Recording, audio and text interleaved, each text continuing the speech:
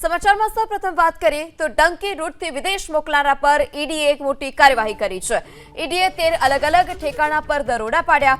ઈડીના દરોડામાં કરોડો રૂપિયાની રોકડ જપ્ત કરાઈ છે।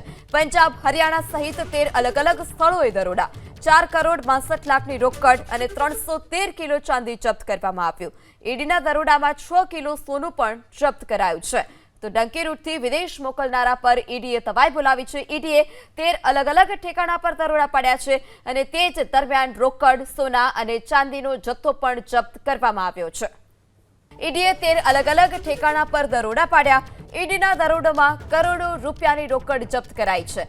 પંજાબ, હરિયાણા સહિત 13 અલગ અલગ સ્થળોએ દરોડા, 4 કરોડ 62 લાખની રોકડ અને 313 કિલો ચાંદી જપ્ત કરવામાં આવ્યું। ઈડીના દરોડામાં 6 કિલો સોનું પણ જપ્ત કરાયું છે।